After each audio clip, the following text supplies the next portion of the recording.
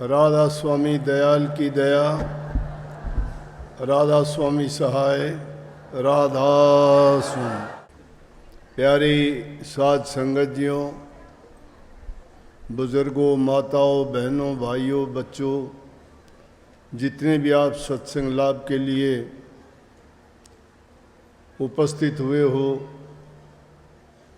शांति से बैठ के सत्संग लाभ उठाएं। ये अक्षय तृतीया का दिन, कहने लगे जी ये तो बहुत बड़ा दिन है। अक्षय जो ब्रह्मा जी के पुत्र थे वो इसी दिन पैदा हुए थे। बहुत अच्छी बात। अन्नपूर्णा माँ का जन्मदिन भी इसी दिन हुआ था। महर्षि परशुराम जी का दिन भी इसी दिन जन्म हुआ था। माँ गंगा भी धरा पर इसी दिन आई थी। महाभारत का युद्ध भी इसी दिन अंत हुआ था। और भी कितनी इतनी घटनाएं कितनी याद रखी जाएं तो कितनी ही ऐसे विशेष बातें इस दिन हुई हैं। और सबसे उत्तम बात उसमें क्या है कि ये इतना महान दिन है। अक्षय का मतलब है कभी खत्म ना होने वाला। इस महान दिन में जो कोई काम किए जाते हैं, शुभ काम किए जाते हैं, वो हमेशा शुभ ही शुभ रहते हैं। इस दिन जो भी काम शुरू किया जाता है वो हमेशा पूर्ण ही पूर्ण होता है। तो इसलिए ये इस दिन की महानता है। सत्संग अनेकों आप रोज़ाना सुनते हो। सत्संग का मतलब ही होता है अच्छे गुण, अच्छी शिक्षाओं को अपनाना, मन में संतोष, शांति जिसके हृदय में है, बुराइयों से बच जाता है, तो वह प्रभु के नाम में लगने में उसको ज़्यादा परेशानी नहीं उठानी पड़ती। और अगर हमारी आदतें कुछ अगर खराब हों, जिस प्रकार से हमारे समाज में आजकल हालत जो देखी जाती है, नौजवान बच्चों में नशे की आदत बढ़ती जा रही है। अब एक घर में एक आदमी भी कोई बुरा काम कर देता है, पूरा परिवार उससे परेशान हो जाता है। और एक परिवार के परेशान हो जाने से वो बुराई बहुत दूर दूर तक फैलती है। कुछ लोग तो उस बुराई को देख के सबक ले लेते हैं कि बुराई से बचना चाहिए, लेकिन कुछ नादान बुद्धि के बच्चे उनको देख के उस बुराई को अपना भी लेते हैं। क्योंकि रोग और बीमारी और ये नशे, विषय, विकार ऐसे हैं जिस प्रकार से छूत का रोग। छूत का रोग एक दूसरे के पास जाने से, उसको छू देने से, उसके पास बैठने से, बात करने से लग जाता है। उसी प्रकार से विकारी इंसान के पास बुरी संगति में जाने से इंसान चाहे वो लाख प्रयास करे कि बचने का, कि वो बुरी आदत उसमें ना आनी पाए, लेकिन कभी न कभी उसको पकड़ लेती हैं। पकड़ने के बाद ऐसा जकड़ती हैं कि छोड़ती नहीं है। लाख कोशिश करने पर भी और वो बर्बादी का रास्ता बन जाता है। खुद उसकी स्वास्थ्य खराब होता है, धन बर्बाद होता है, परिवार में अशांति हो जाती है। तो हर प्रकार के दुख, हर प्रकार की परेशानियां घेर लेती हैं और अमन चैन घर का ख़त्म होके नरक के समान घर हो जाता है। जिस घर में एक भी आदमी होता है, कितनी बहनों को, कितनी माताओं को कई बार उनकी हालत को देख के बड़ा दर्द होता है, बड़ी तकलीफ़ होती है कि वो बेचारी आके कहती है कि उसने घर का सब कुछ बेच डाला है और कहता है कि मेरी तरफ से कुछ भी हो, मुझे नहीं करना। छोटे छोटे बच्चे, उनके तन पर कपड़ा नहीं है, खाने को उनको क्या मिलता होगा। स्कूल में पढ़ाई के दिन है, उनको कहाँ स्कूल की सोच होगी। उनको अच्छे गुण जब अपनाने चाहिए, खेलने कूदने के दिन उनके हैं, तंदुरुस्ती और स्वास्थ्य बनाने के दिन है। जिस देश के बच्चों का लालन पालन सही नहीं होता, जिन जवान बच्चों को अच्छे संस्कार नहीं मिलते, जिन बच्चों को माँ बाप की तरफ से अच्छे गुण और शिक्षा नहीं मिलती, तो उस समाज का, उस देश का हाल क्या होगा। कोरी बातें अगर हम सत्संग की आपके सामने कहते रहें, कितनी लाखों की तादाद में आप लोग सुन के चले जाओगे, लेकिन कितने लोग उसको अपना पाओगे? और अपनाने के लिए कोई विशेष ग्रंथ, पुस्तक या मेरे वचन या दूसरे महापुरुषों के वचन की ज़रूरत नहीं है। अपने मन की सोच जब बदलोगे, आपको अपने हृदय में जब तक वो बात नहीं बैठा लोगे, जब तक उसको आप नहीं अपनाओगे, तब तक सब ये सुनना, सुनाना, कहना सब बेकार चला जाएगा। परंतु इंसान को ये नहीं सोचना चाहिए, अच्छी संगति करना चाहिए, बच्चों को अच्छी शिक्षा देनी चाहिए, अच्छे गुणों का हमेशा जब परिवार में बैठते हो, हर प्रकार से छोटी छोटी कहानियाँ, छोटी छोटी बातें जो हमारे समाज में घटित होती हैं, ग्रंथों में नहीं, हमारे समाज में रोज़ाना ऐसी ऐसी बातें होती हैं, बहुत होती हैं। और इंसान सोचते समझते भी भटक जाता है। 13वीं सदी में शेख शादी हुआ है, फ़कीर, बड़ा ऊंचा फ़कीर था, लेकिन उसकी अलग प्रकार की सोच थी। आडंबर से, पाखंड से बड़ी वो उनको नहीं पसंद करता था। नमाज पढ़ता था, अल्लाह में बड़ा विश्वास था, क्योंकि जो आदमी मुसलमानों में नमाज पढ़ते हैं वो अल्लाह में विश्वास करते हैं।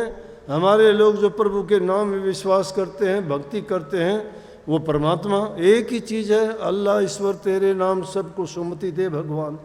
चाहे अल्लाह कहो, गॉड कहो, वाहि गुरु कहो, वो है, एक ही है, भाषा का फर्क है।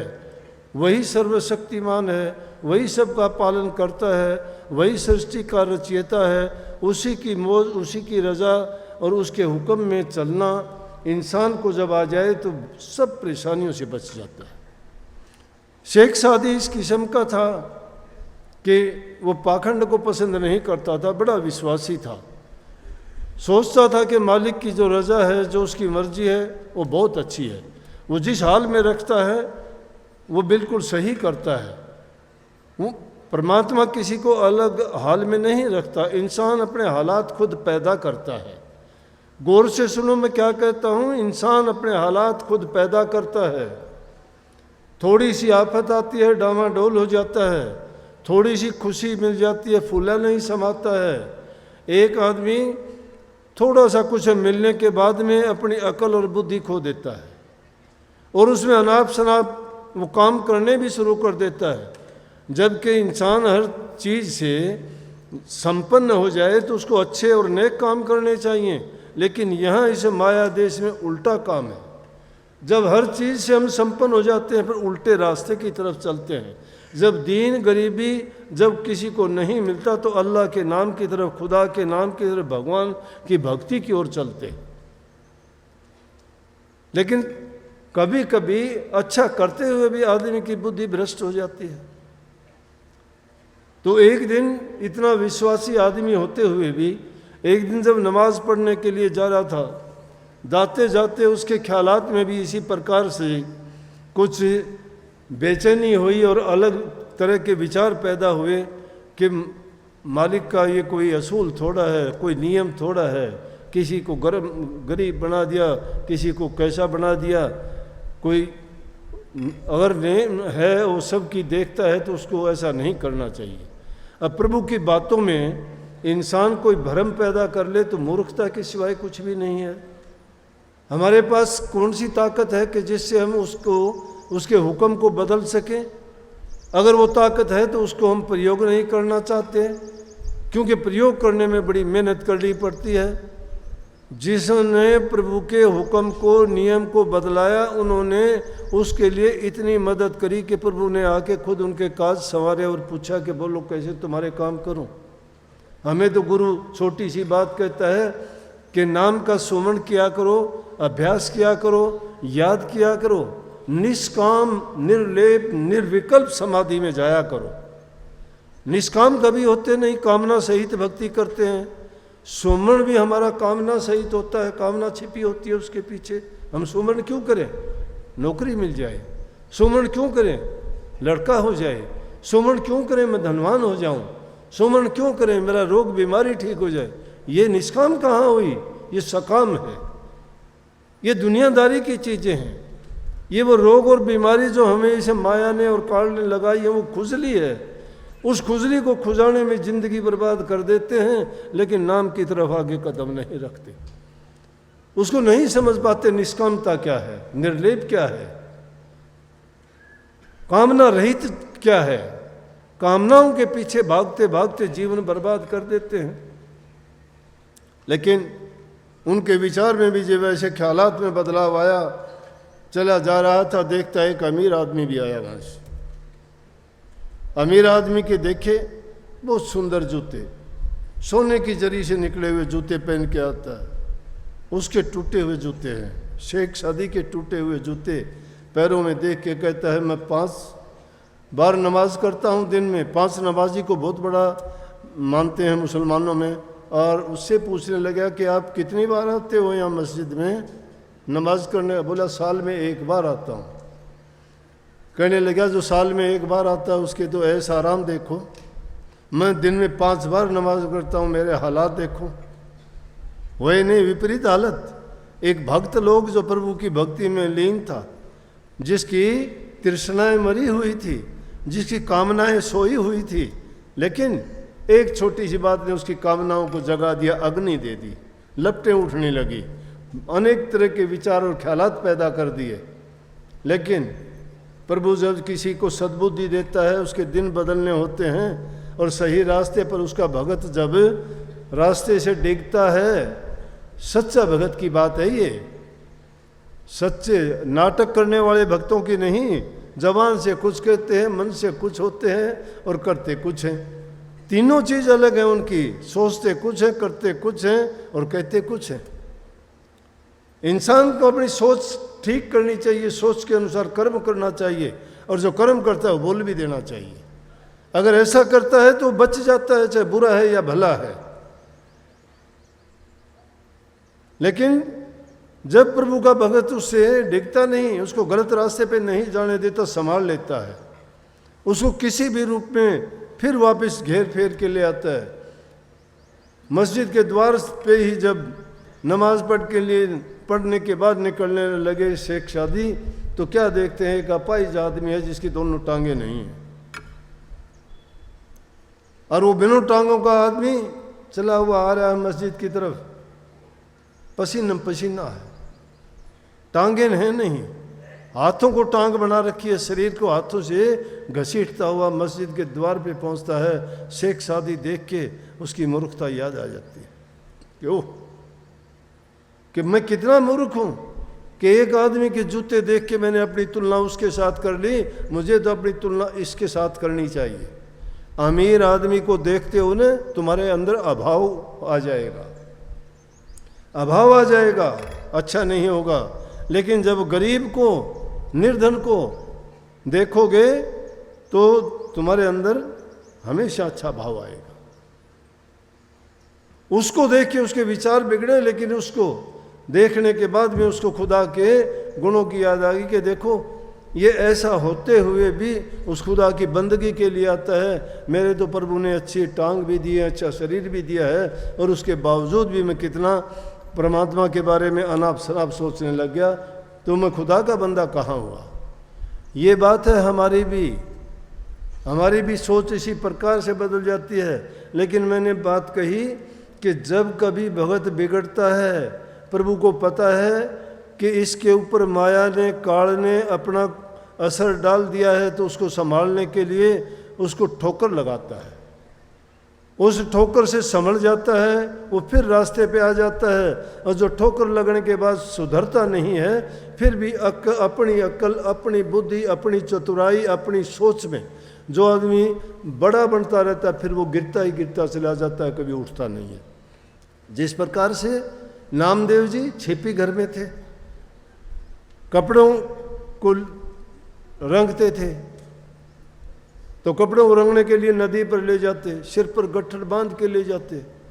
उनको बड़ा दुख होता था, कष्ट होता था, वजन उठा के चलते, सारा दिन काम करते, पानी में उनको धोते, दोनों हाथ थक जाते थे पीटते पीटते उनको, क्योंकि उन पर रंग चढ़ाना होता था। फिर तो रंग चढ़ाने से पहले अच्छी तरह से उनको धोते थे। उनको लेके जाते तो मन में सोचा एक दिन, लेकिन आला दर्जे के भगत थे। नामदेव की छान खुद भगवान ने आके छपाई, उनकी पत्नी ने उसके लिए उसके ऊपर सामान पहुंचाया कि इसकी टपरी को बनाओ। इसीलिए गाते हो ना कि नामदेव की छान छपा गया, धन्ना भगत का खेत निपजा गया, द्रौपद सुधा का चीर बढ़ा गया। क्यों बढ़ा गया? कितने बड़े भगत थे वो, उनकी आस्थाएं कितनी तकड़ी थी, उनके विचार कितने थे, उन्हें बेपरवाह होके, वो निष्काम था, उन्होंने कोई कामना रख के भक्ति नहीं की थी। उनको संतोष था अपनी टूटी हुई झोपड़ियों में, उनको संतोष था अपने रूखे सूखे खाने में। उन्होंने अपनी तुलना इन दुनियादारों के लोगों की तरफ जो चिकनी चुपड़ी खाते हैं उनकी तरफ नहीं कहा था। उन्होंने तो शेख फरीद वाली बात पर अमल किया था कि रूखी सूखी खा के ठंडा पानी पी, देख फरीदा चौपड़ी मत ललचावे जी। दूसरी चीज़ों को देख के अपना जी मत ललचाओ, अपने संसाधन देखो, तुम्हारे पास कितने साधन हैं, उनमें तो तुम खुश हो कि नहीं हो। ये जब संतोष रूपी धन तुम्हारे पास आ जाता है तो सब धन फीके लगने लगते हैं। गोधन, गज धन, बाजी धन और रतन धन खान, जब आवे संतोष धन तो सब धन धूल समान। संतोष रूपी धन होना चाहिए इंसान के पास, लेकिन संतोष जब नहीं होता तो फिर तो उसको आफता लग जाती है, बीमारी लग जाती है। कभी वो धापता नहीं है, भागता फिरता है मेरे की तरह से, कभी यहाँ गया कभी वहाँ गया, ढूंढता फिरता है, मिलता क्या है?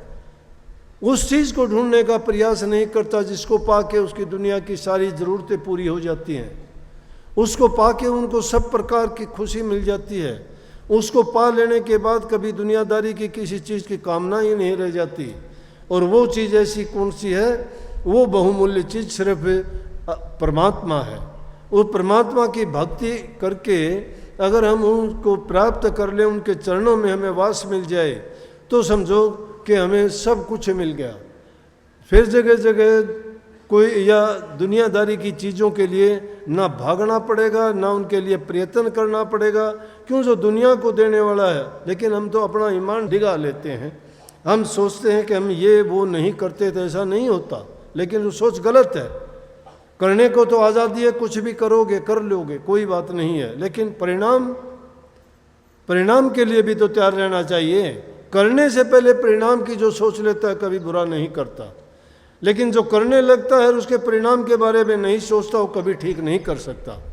इसलिए कर्म तो अवश्य है, लेकिन कर्म को करने से पहले कर्म फल को सोच ले कि मैं जो कर्म करने जा रहा हूँ इसका कर्म फल क्या बनेगा, भला होगा या बुरा होगा। बुरा होगा तो कैसे भुगतूंगा, उसके एग्जाम्पल दुनिया में बहुत मिलेंगे कि किसने क्या खोटा कर्म किया था जिसके कारण इसका ये हाल हुआ। और अच्छों को देख लोगे कि किसने कौन सा अच्छा कर्म किया था जिसका ये हुआ। लेकिन बात मैं यहाँ पर वो कहना चाहता था कि प्रभु अपने भक्तों को कभी भटकने नहीं देता, संभालता है। नामदेव जी ने वैसा ही किया। इन विचारों को लेके उसके मन में भी ऐसा ही विचार आ गया।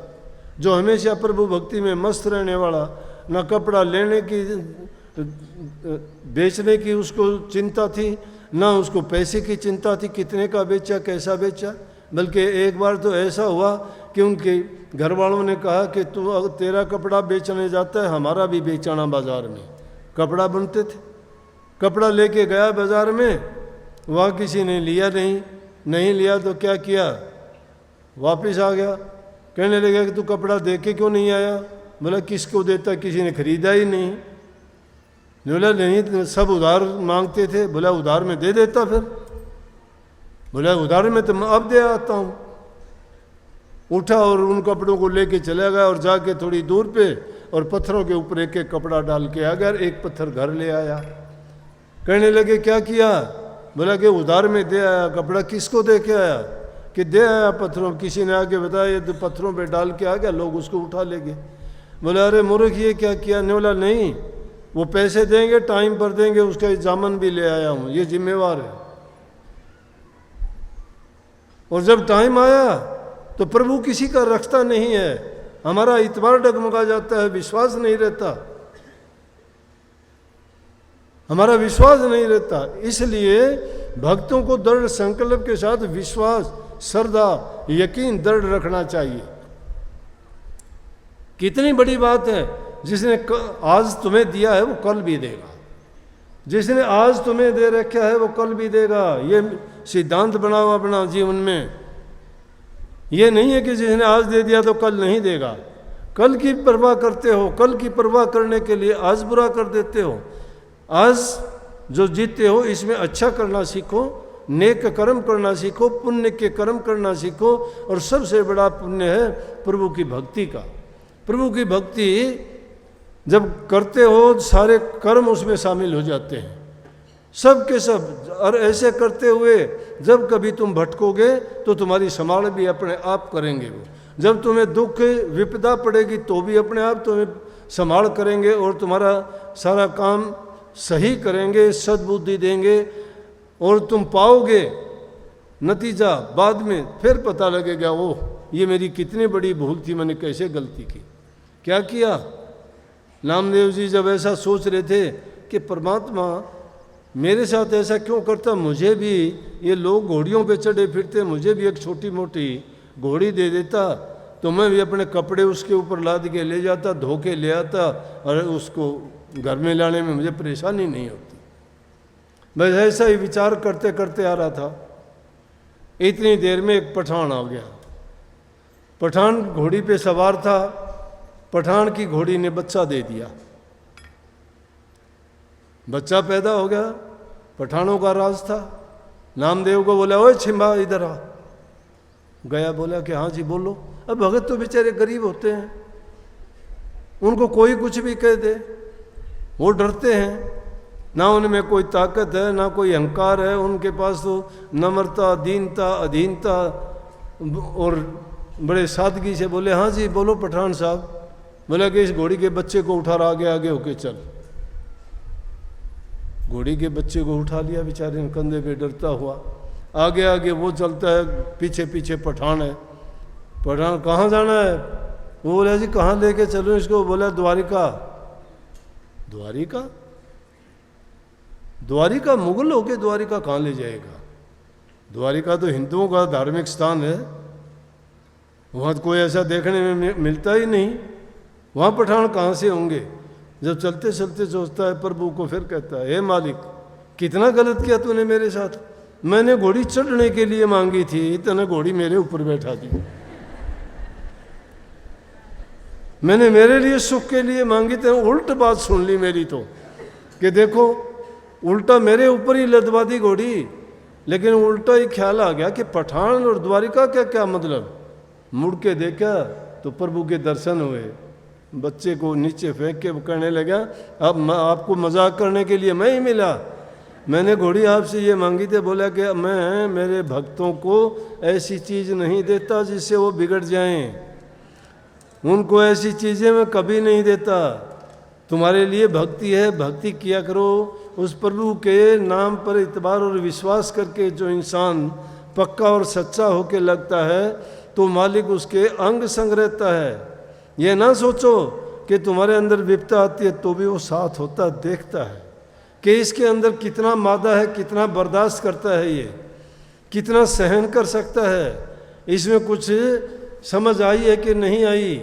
ये अहंकार का काम करना ये तो दुनियादारी की चीज़ है। इस जीव को लूटने के लिए ये तो दोष काढ़ने ही लगा रखे हैं। कामी इसको बना दिया, क्रोधी इसको बना दिया, लालची इसको बना दिया, अहंकारी इसको बना दिया, तृष्णालु इसको बना दिया, इच्छाएं इसकी लगा दी, कामनाएं इसको लगा दी। उनमें बहकता फिरता है, कभी भरता ही नहीं है। और इन्हीं चीज़ों के पीछे भागता भागता अंत में हाथ कुछ नहीं आता है। खाली जेबें होती हैं, कफन में कोई जेब नहीं होती। ये दुनियादारी की लूट मचाते हैं ना, उनका कफन जाके देख लेना, ना कफन में जेब है, अगर हो भी की तो एक पाई भी उनके पास नहीं है, बल्कि कोई उसके ऊपर से भी फेंकता हो, देखता भी नहीं किसने क्या दिया है। क्या काम आया? क्या काम आया जिनके लिए जीवन बर्बाद किया? नेक काम करते, दान पुण्य के कर्म करते, गरीब दुखी की सहायता करते, ज़रूरतमंद की मदद करते, माँ बाप को तुम सेवा करके तन से, मन से और वचन से, तीनों तरह से अगर किसी दूसरे दुखी की, गरीब की, सहायतामंद की सहायता करते, तुम्हें उनके बदले में उनसे एक शुभ आशीर्वाद मिलता, एक शुभ भावना मिलती कि प्रभु तेरा भला करे, प्रभु तेरा भला करे। किसी से दुआ लेना बहुत बड़ी बात है। ये तुम रोज़ाना आशीर्वाद के लिए कहते हो ना, आशीर्वाद दे दो, आशीर्वाद के लायक बन जाओगे, तुम्हें आशीर्वाद देने की ज़रूरत नहीं, आशीर्वाद तो हमेशा तुम्हारे ऊपर बरसता रहता है। उस आशीर्वाद को स्वीकार नहीं करते, ये आशीर्वाद ही है। इन बातों को अगर तुम्हारे इसमें मस्तिष्क में बैठा लोगे, वो आशीर्वाद तुम्हारे मस्तिष्क में बैठा हुआ है। तो इसलिए उन वचनों को सुन के अपने हृदय में रखो ना। तुम्हारा हृदय कोष भरा हुआ है दुनियादारी की बातों से, उसके खजाने में कोई भी तुम्हारा अच्छा वचन नहीं है, अच्छा कर्म नहीं है, अच्छी समझ, अच्छा ज्ञान नहीं है। सत्संग रोजाना सुनते में क्या आपको फर्क पड़ेगा? सत्संग ऐसे ही समय गंवा दिया हमने, रोजाना आके उस सत्संग से लाभ क्या उठाया? अरे दुनियादारी के लोग अपने अहंकार में डूबते हैं, कोई कैसे, क्या मिलता है उन्हें? बोलिए। बर्बाद हो जाते हैं छोटी छोटी बातों के लिए, छोटे छोटे जमीन के टुकड़े के लिए, 2 पैसे के लिए। उन आदमियों को इस प्रकार से बर्ताव करते हो जैसे मिट्टी की मूर्तियों से बर्ताव करते हो। परमात्मा की बनाई हुई मूर्तियों को तोड़ने का प्रयास करते हो, सुख कहाँ से होगा? उस शक्तिवान की चीज़ों को जब बर्बाद करोगे तो क्या वो आपको बख्श देगा? क्या सुख देगा? दुनिया की नज़रों से बच जाओगे, क्या उसकी नज़रों से बच सकते हो? उसकी लाखों आंखें हरदम हमें देखती रहती हैं। किस जगह पाप करोगे, किस जगह क्या गलती करोगे, किससे छिपाओगे? इंसानों से छिपाओगे, दुनियादारी से छिपा लोगे, क्या परमात्मा से भी छिपा लोगे क्या? किसी का हृदय मत दुखाओ। सबसे बड़ा धर्म है, सबसे बड़ा धर्म यही है। कोई पंथ मजहब बड़ा नहीं है। बड़े इंसान के सद्गुण हैं, जिसमें वो सद्गुण नहीं है, जो दूसरे की भावनाओं को नहीं समझता है, अपने वचन से किसी को तकलीफ देता है, तन से किसी को परेशान करता है, मन में किसी के प्रति दुर्भावना रखता है, तो समझो कि उसके पास पल्ले कुछ भी नहीं है। छोटी सी बात में बात तो बहुत बड़ी कही कि जीवो और जीने दो। कितनी अच्छी बात है, जीवो। तुम्हारा अपना जीवन है, आप अपने हिसाब से जीवो, उसको अच्छी तरह जीवो। किसी के रास्ते में तुम बाधा ना बनो, तुम्हारे रास्ते में कोई बाधा नहीं बनेगा। किसी के साथ बुरा ना करो, तुम्हारा बुरा करने वाला पैदा नहीं होगा। अगर वो करेगा तो उसको उल्टा उसी को मिलेगा सजा, तुम्हें नहीं मिलेगी। आजमा के देख लेना। अगर तुम्हारा कोई बुरा करता है, तुम तो सोचते हो कि इसने ऐसा कैसे बोल दिया। एक गरीब आदमी को तो कुछ भी बोलते हो तुम, गरीब आदमी को तो कुछ भी बोल देते हो, सुन लेता है, बेचारा लाचार है। लेकिन अगर किसी को तुम्हारे से अमीर को बोलते हो, सुनता है क्या तुम्हारी? नहीं सुनता। वो खेल माया का है। गरीबी में इंसान भक्ति करता है, अमीरी में नहीं करता। अमीरी में जो भक्ति करता है तो उसका कहना ही क्या है, सोने पे सुहागा हो जाता है। और आज का युग तो ऐसा है, प्रभु ने हर इंसान को हर तरह से बड़े बड़े हर प्रकार के साधनों से ऐसा सुसज्जित किया है कि उसको किसी प्रकार का दुख, कष्ट और पीड़ा नहीं है। सब प्रकार का सुख है हर इंसान को। फिर भी किस चीज़ को, वो सुख मिलने के कारण किस चीज़ को भूले हम? किस चीज़ प्रभु को भूले और कोई चीज़ नहीं भूले हैं। नई नई चीज़ें और हमने ईजाद कर ली दुनिया में फंसने के लिए, झूठे कामों के लिए, इस बर्बादी के रास्ते पे चलने के लिए। उस ओर तो हम बढ़े जा रहे हैं, लेकिन जिस रास्ते पे चल के हमें शांति मिलनी चाहिए, जिस पे चल के हमें खुशी मिलनी चाहिए, ये मीठी जेड़ संसार को इसीलिए कहा गया है कि जेड़ में रहते हुए महसूस नहीं हम जेड़ में हैं। लेकिन महसूस कब होंगे? जब समझ आएगी। समझ आएगी जब तक समय चला जाएगा। ये काल की कैद है, और इसकी काल की कैद में जब तक रहेंगे यूं ही मरते रहेंगे, जीते रहेंगे, रोगों से, बीमारी से, तकलीफ से। कभी किसी चीज़ की चाहना के लिए, कभी किसी चीज़ की कमी महसूस करते हुए, कभी भी मन में अमन चैन नहीं होगा। धन होगा तो धन के कारण दुखी रहोगे, निर्धन होगे तो निर्धन होके दुखी रहोगे, संतानहीन होगे तो संतान के लिए तड़पोगे, ज़्यादा संतान वाले होगे तो संतान ही तुम्हें दुखी कर देगी। कितने लोग आके कहते घर से निकाल दिया हमें। किसने निकाल दिया? बेटे बहुओं ने। किसके बेटे बहू हैं? हमारे हैं। उन बेटे बहुओं के लिए हमने क्या क्या नहीं किया। झूठ बोली, कपट किया, धोखा किया, चोरी की, दुनियादारों के दूसरे लोगों के साथ धोखा करते रहे, और वो पाप का घड़ा तो हमारे सिर पर धर लिया, और उसका तो नतीजा कब मिलेगा उससे पहले ही हमारी संतान ने नतीजा देना शुरू कर दिया।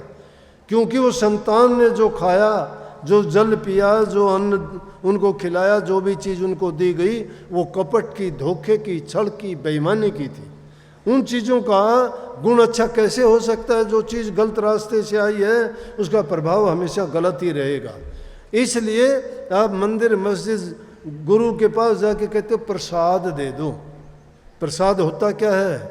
प्रसाद गुरु की दृष्टि डाली हुई, और उस प्रसाद का कोई अगर नकारात्मक उसमें अवगुण है उसमें, उसको दूर कर देता है।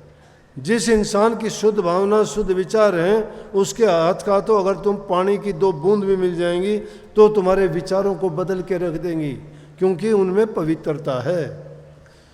उनमें पवित्रता है। महाभारत के युद्ध की कहानी आपको छोटी सी याद होगी। जब युद्ध के मैदान में भीष्म पितामह घायल हो गए, बाणों की शैया पर लेटे हुए थे। क्यों लेटे हुए थे? वरदान था, इच्छा मृत्यु थी उनकी, जब तक वो चाहते जिंदा रह सकते थे।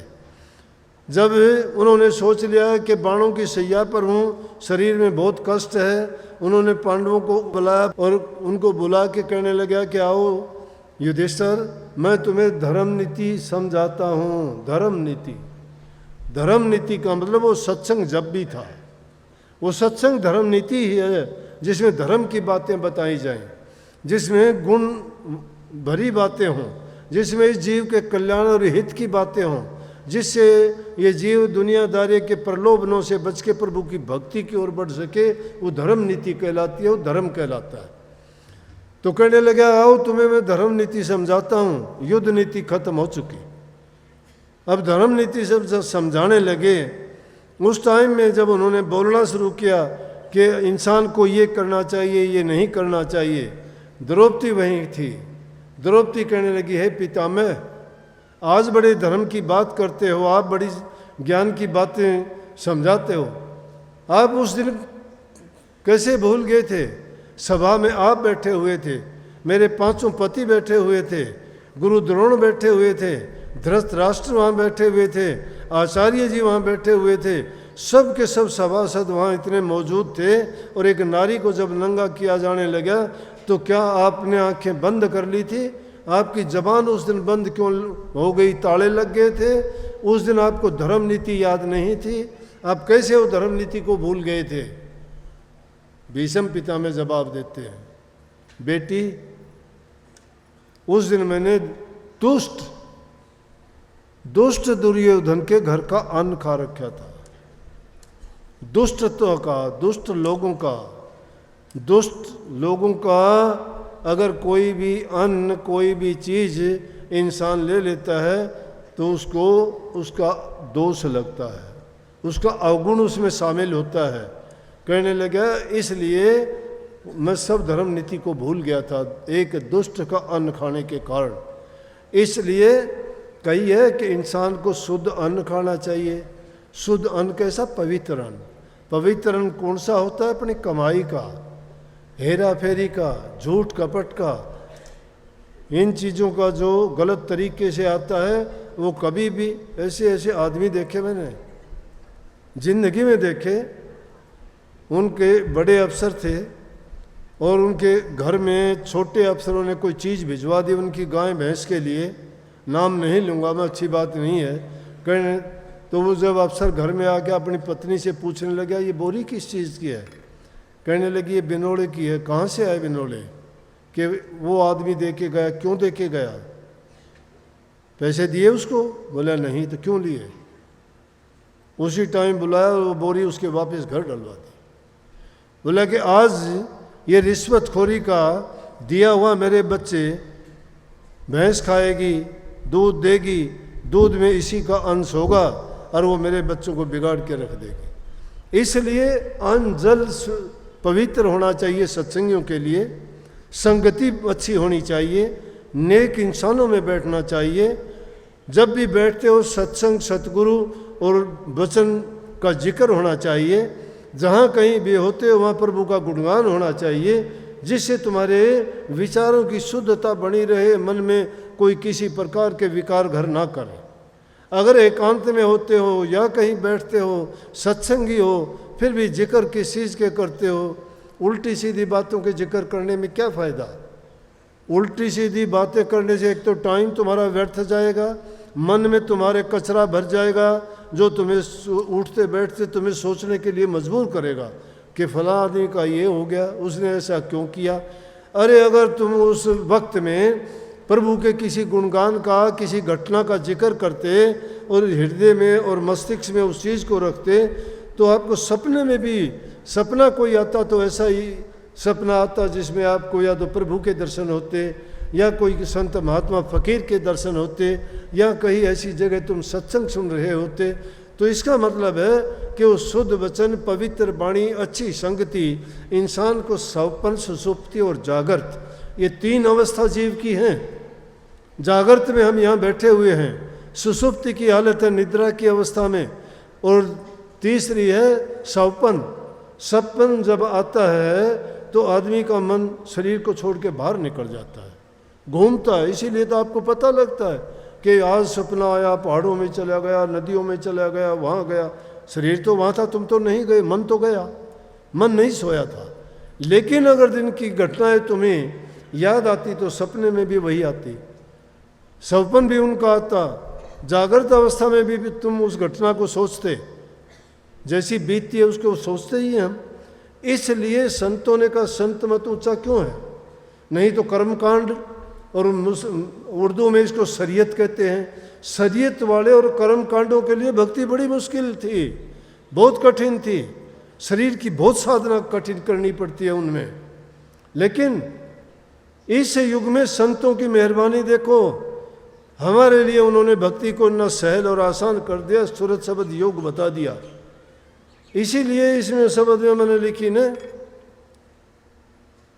कि राधा स्वामी जिंदा मत है, बाकी सब झूठी बकबक है। कही कि नहीं, जिंदा मत क्यों है? जिंदा मत इसीलिए है कि अभी करो और अभी पाओ। अभी करोगे अभी तुम्हें पता लग जाएगा तुमने क्या किया है, क्या पाया है। संत मत का, सूरत शब्द का योग तुम्हें अभी पर्चा देगा। जैसा तुम करोगे तुम्हारा हृदय पवित्र होगा, तुम्हें खुद पता लग जाएगा। अब उन चीज़ों के लिए लोग तो कठोर साधना करते हैं, कोई त्राटक का करता है, कोई तप करता है, कोई वचन सिद्धि के लिए करता है, कोई और दूसरे तरीके अपनाता है। लेकिन सूरत शब्द के योग में सारी चीज़ें हैं, पांचों तन मात्राएं, पांचों मन मात्राएं, इन सब को काबू करने के बाद में 25 सब के सब उनके ख्यालात में होते हैं। जो वो सोचता है, जो वो करता है, गिनती करने की ज़रूरत नहीं। हम भी कहते हैं नाम मिल गया। एक दो से मैंने सुना कोई ऐसे निकम्मे आदमी जिन्होंने कभी किसी गुरु महाराज के नाम देते वक्त बैठ के उसमें और धोखे से उन्होंने बातें सीख ली, सुन ली कि राधा स्वामी मत में 5 नाम बताते हैं, 5 मंजिलें बताते हैं, उनको आध्यात्मिक दर्जे कहते हैं, उनमें धुनियाँ ये होती हैं, उस धुनी पे ये होता है, उस मंडल में ये होता है। क्या पा लिया उसने? क्या पा लिया? ये बातें तो लाओ हम कागज़ पे लिख देंगे, पुस्तकों में लिखी हुई है, क्या बड़ापन किया उसने? अरे किसी चीज़ का किताबों में पता नहीं क्या क्या लिखा है, उन किताबों के लिखे हुए पर आपने अमल कर लिया। एक चीज़ के लिए तुम्हारे पास एडवर्टाइजमेंट आ जाए कि ये लालटेन है या ये बल्ब है, इसको जलाओ ये लाइट बहुत देता है, ये फ्यूज़ नहीं होता है, इसमें चाहे बिजली जाओ आओ कभी करने की ज़रूरत नहीं, बिजली आते ही अपने आप जल जाता है, ये रोशनी सफ़ेद देता है। कितने उसके गुण बताओगे? घर में बल्ब लगाया नहीं, क्या कोई गुण पा लिया उसका? पता है आपको, सब बातों को जानते हो, आप भी सब जानते हो। हलवे में क्या, पहले आटा भूनना पड़ेगा, फिर पानी गर्म करना पड़ेगा, फिर चीनी डालनी पड़ेगी, फिर घी डालना पड़ेगा। तुम्हारे पास है कुछ भी नहीं, बनाओ हलवा किस चीज़ का बनाओगे? लिखी लिखाई बातों को, सुनी सुनाई बातों को, जबान के पकवान से पेट नहीं भरता है। हमारे से पूछ लो, हम बता देंगे सब के सब। हम भी जब मेरी माँ ने नाम ले रखा था, मैं पूछता था, मैं बताऊँ नाम क्या बताया तुमने? बोली क्या बताऊँ, राधा स्वामी बताया है। अब इसको मैं नहीं मानता कि ये तो बता। माँ यूँ कहते हैं कि तुम उसको गुप्त रखो, बताओ ना, तो बताती नहीं है। बोली मुझे इससे ज़्यादा पता ही नहीं है। अब वो जब हमने नाम लिया था, मैं पता लगा कि नाम तो यही है भाई, लेकिन बाकी बात क्या है? बाकी बात तो जो को समझाने के लिए रूहानी दर्जे हैं वो बताए जाते हैं, लेकिन उनको तो इस प्रकार से हैं कि वो लिख तो दिए, करना तो नहीं आया ना हमें। करना जब उसको सीख जाओगे, करने के लिए हमें कहते हैं कि नाम का सुमरण करो। पहली सीढ़ी नाम का सुमरण करो। कैसे करोगे? अपने इष्ट को सामने रख के करो। इष्ट को सामने कैसे रखोगे? पूरा विश्वास के साथ, उनसे प्रीत पक्की, विश्वास दृढ़। जब वो तुम्हारे हृदय में बैठ जाएगा, सुमन तुम्हारा पक्का अपने आप हो जाएगा। जब कभी भी नाम होगा, वो पतंग की तरह तुम्हारी ओर खींचे चले आएंगे, क्योंकि आपने उनको सन्मुख रख के सुमन किया है। सुमन करोगे, ध्यान अपने आप आना शुरू हो जाएगा, ये अलग नहीं है। जब मन की वृत्ति सब एकाग्र होनी शुरू हो जाएंगी, फिर क्या होगा कि आपकी रूह ऊपर के दर्जों में चढ़नी शुरू कर देगी और नीचे के दर्जे अपने आप नीचे चले जाएंगे, लेकिन चेतनता के साथ होगा ये सब कुछ। वहाँ ये नहीं होगा कि भाई कोई कहता है मुझे नींद आ गई, कोई कहता है मैं चमक के उठ जाता हूँ, कोई कहता है मेरे साथ ये होता है। वो तो ये चीज़ें तो शरीर में अनेक प्रकार की क्रियाएं होती रहती हैं, लेकिन जब एकांत में होते हो तब वो होती है, तब हमें पता लगता है कि अब ये हो गया। लेकिन जब एकांत में जाके मन की वृत्तियों को एकाग्र करके, गुरु के रूप को अपने सामने रख के, मन की वृत्तियों को रूप में जमा के और आप नाम का सुमरण करोगे, धीरे धीरे करके तुम्हारे नीचे के दर्जों से तुम्हारी वृत्ति उठ के ऊपर की तरफ आनी शुरू। क्यों? जो चीज़ हल्की होती है ऊपर उठती है। अभी तो हमारी रूह नीचे के दर्जों में ही फंसी पड़ी है। क्यों फंसी पड़ी है? कि सारे के सारे जो इंद्रियां हैं, इंद्रियां द्वार सारे के सारे स्थूल शरीर में हैं और हम उनके भोगी हैं, हम उनका आनंद लेते हैं। ना मन और सूरत वहाँ से ऊपर नहीं आती। इसीलिए उन चीज़ों का व्रत करना कठोर है, वो तप करना, साधन करना। लेकिन गृहस्थियों के लिए आसान इसलिए बता दिया कि गृहस्थियों की ओर कामनाएं तृप्त हो जाती हैं। दूसरे काम जो लोग करते हैं, उन कामनाओं को गृहस्थी लोग पूरी कर चुके होते हैं, और वो जब पूरी कर चुके होते हैं उनकी लालसाएं नहीं रह जाती उनमें। इसलिए वो सोचते हैं कि हम अपना टाइम निकाल के, आदमी वही महसूस करता है जिसने करके देखा है। वो सोचता है मैंने गलत किया है या भला किया है। करके जो पछताता है समझो गलत कर दिया उसने। करके जो पछताता नहीं है तो समझो कि उसको उसका बोध या एहसास नहीं है, क्योंकि वो चिंतन नहीं करता है उस पर। और जो करने के बाद में उसका विश्लेषण करता है, वो चिंतन करता है, वो कभी बुरा नहीं कर सकता, कभी उसको उसकी हानि नहीं उठानी पड़ती। क्योंकि एक बार गलती करेगा, 2 बार करेगा, लेकिन उस गलती से उबर के और वो अपने रास्ते पर चल पड़ेगा और मंजिल को पा लेगा। सच्ची भक्ति यही है। लेकिन हम भूल जाते हैं, थोड़े समय के लिए तो बैठते हैं, फिर मन उकता जाता है। क्यों? मन को आदत नहीं है, शरीर भी जवाब दे देता है, फिर इधर उधर की कोई बात याद आ जाती है, फिर वो बात ही नहीं रुकने देती, बैठने देती हमें। इसलिए मन की वृत्ति करो एकाग्र। समझ गए? मन की वृत्तियों को एकाग्र जब करोगे तो सुरत ऊपर चढ़ेगी, नहीं चढ़ेगी। ये बातें और हैं सारी, ये बातें इसलिए हैं ताकि हमें समझ आ जाए कि वो बातें तो जीवन में होती रहेंगी, होंगी, लेकिन उन बातों को, उन कर्म को भी हमें सोच के करना चाहिए कि उसके कर्म करने से कोई ऐसा कर्म ना बढ़ जाए कि जिसके कारण हम विचलित हो जाएं, हमारा मन उसको आदत ना बढ़ा ले, और वो आदत बन जाएगी तो आदत छूटनी कठिन हो जाएगी। इसलिए हमें अपनी आदत क्या बनानी चाहिए? प्रभु के नाम में वृत्ति लगाने की आदत बनानी चाहिए। हमें उस सत्संग की ओर जाने के लिए बढ़ानी चाहिए। प्रभु ने पांव दिए हैं कि हम सत्संगों में जाएं, मंदिरों में जाएं, गुरु दर्शन के लिए जाएं। हाथ दिए हैं सेवा करने के लिए दिए हैं, आंखें दिए हैं दर्शन करने के लिए दिए हैं, कान श्रवण दिए हैं ये नेक और शुद्ध वचन प्रभु की कीर्ति, उनका गुणगान सुनने के लिए, और जबान गुणगान गाने के लिए दिए गई हैं। ये निंदा चुगली करने के लिए जबान नहीं है। उनमें तो व्यर्थ पाप कमाना और अपने हृदय में बुराई भर लेना है। इसलिए जो भी हमारे ज्ञान इंद्रियां, कर्म इंद्रियां हैं, उनको सबको हमारे हित के लिए, हमारे लाभ के लिए हमें उनका उपयोग करना चाहिए, तभी हमारा जीवन सार्थक होगा, इसका कुछ अर्थ और महत्व होगा। इस जीवन की बड़ी कीमत है, लेकिन भूल जाते हैं हम। किसी भी संत ने ये नहीं कहा कि भाई तुम इस जीवन में नहीं कर पाओगे। उन्होंने यही कहा कि तुम करने के लिए तैयार हो जाओ, इसी जीवन में सब कुछ कर पाओगे। मैंने एक दिन कहा तो था, लेकिन वो आज भी बात तो नहीं क्यों कही कि एक जन्म गुरु भक्ति कर, जन्म दूसरे नाम, तीसरे में मुक्ति पदर, चौथा में निज धाम। संतों का चिताया हुआ जीव कभी नरक में नहीं जाता।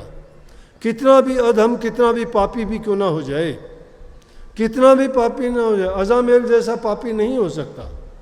अजामेल भी ऐसा दुष्ट, सब गुरु की बातें उन्हें गौण कर दी, गुरु की शिक्षा को अनसुना कर दिया, कोई बात नहीं मानी, वैश्यागामी हो गया, पिता का वचन नहीं माना, राजा का नहीं माना, शहर से बाहर भेज दिया गया, वैश्या के साथ रहना शुरू कर दिया, जीवन बर्बाद हो गया उसका, पक्षियों को मारना शुरू कर दिया।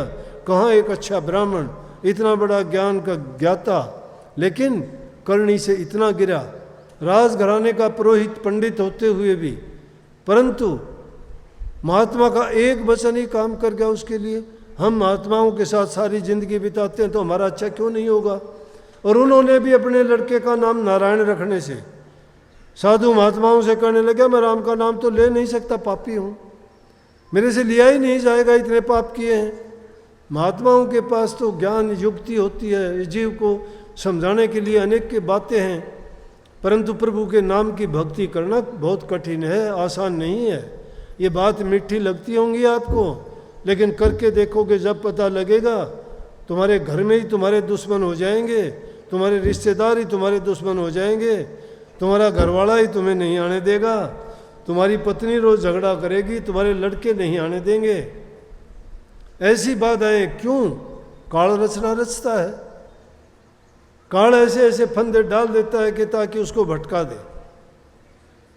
इसलिए ये इतना सुगम मार्ग भी नहीं है कि जितना हम सोचते हैं, बहुत कठिन है। करते करते भी बड़े बड़े संत फकीरों साथ भी ऐसे कई मौके गुजरे कि उन्होंने भी कहना पड़ा कि भाई हमसे नहीं होगा ये काम, छोटी तेरी भक्ति परमात्मा, जब भक्तों के साथ ऐसा ही असूल होगा। मुल्तान शहर के सब साधुओं ने माला फेंक दी थी प्रहलाद भगत को जब अग्नि में जलाने लगे कि भगत अगर अग्नि में ही जलाए जाएंगे क्या करेंगे माला फेर के? बोला ये ले अपनी माला, हम नहीं जपते आज के बाद। भगत नाराज हो जाते हैं कि भक्तों के साथ ऐसा होगा, फिर क्या भगत को जलने दिया? अरे जब भावना सच्ची होगी, विचार तुम्हारे सच्चे पक्के होंगे, इरादे तुम्हारे बुलंद होंगे, तो कोई चीज़ तुम्हें रोकने वाली नहीं। हाँ, अगर तुम बैठ जाओगे तो मैंने कहा तुम्हारे रिश्तेदार, तुम्हारे भाई बंधु, तुम्हारे प्यारे, तुम्हारे सबसे हितकर होंगे, तुम जिनको अच्छा मानते हो। कई बार आके कहते हैं कई बच्चे, बोला जी माफ़ करो, मैं क्या हो गया? बोला जी शराब पिया दी। मैं किसी ने बोला दोस्तों ने, मन नाला एक आदमी, दोस्त भी कहता है उनको। दोस्त कभी किसी का बुरा करता है क्या? वो तो तेरे दुश्मन हुए। जब इतने दिन हो गए तू नहीं पीता था, तुझे पिलाई, तो इसका मतलब दुश्मन है तेरे वो। दोस्त तो वो होता है जो कभी दोस्त का बुरा नहीं करता। हमारा अपना कौन है जो हमारा भक्ति में साथ दे, जो हमें हौसला दे कि रास्ते से भटक ना जाना। कोई बात नहीं, बाधाएं आती रहती हैं, इसलिए सतगुरु को सच्चा साथी, सच्चा सखा, पिता, माता, माँ, पत्नी, सब कुछ तो गुरु ही है। गुरु नहीं भटकने देता, गुरु को लालच नहीं है हमसे, गुरु को स्वार्थ नहीं है। फिर गुरु को याद क्यों नहीं करते? जो तुम्हारा इतना हित चाहता है उसकी बात निस्वार्थ है, निष्कपट है, निश्चल है, निर्लेप है, कल्याणकारी है, हितकारी है, गुणकारी है। इसलिए गुरु की पूजा, गुरु की कर हरदम पूजा, गुरु समान कोई देव न दूजा। गुरु के समान दूसरा कोई देव नहीं है, इसलिए पूजा की कहिए। कभी सोचो हाँ उस आदमी की पूजा करेंगे, वो तो हमारा नहीं, आदमी होगा किसी के लिए, हमारे लिए गुरु है, हमारे लिए गुरु है। उसने हमें बुराई से बचा दिया, सही रास्ते पे ला दिया, हमारी परेशानियां जिसने उठा ली। या ऐसा कौन कर सकता है? हमारा हितकारी कौन है? या तो परमात्मा कर सकता है, परमात्मा की बात कर सकता है तो गुरु कर सकता है। पिता भी अगर 3 बच्चे होंगे तो भेदभाव कर देगा, वो भी कर देगा, लेकिन परमात्मा किसी से भेदभाव नहीं करता। इसलिए सब कुछ भूलो, परमात्मा को ना भूला करो। उसका सुमन हमेशा चलते फिरते, उठते बैठते, सोते जागते, ये उन्मन रहनी है वैसे तो, लेकिन ये भी याद करोगे तो जो लग गया रही, ये मेरा प्रेमी भाई रे, तेरी बनत बनत बन जाई रे, तेरी बनत बनत बन जाई रे, लग गया रही है। लगे रहोगे तुम्हारी भी बन जाएगी, मेरी भी बनाइयो, शरण आए सबकी बनी। मालिक आप सबका सद्बुद्धि दे, आपका प्रेम और ज्यादा बढ़ाए। प्रेम तो आप में बहुत है, और प्रेम जहां होता है भक्ति भी होती है। फिर थोड़ी बहुत छड़ कपट वाली बात है वो और छोड़ दोगे तो बहुत अच्छे हो जाओगे। सबको बहुत बहुत आशीर्वाद।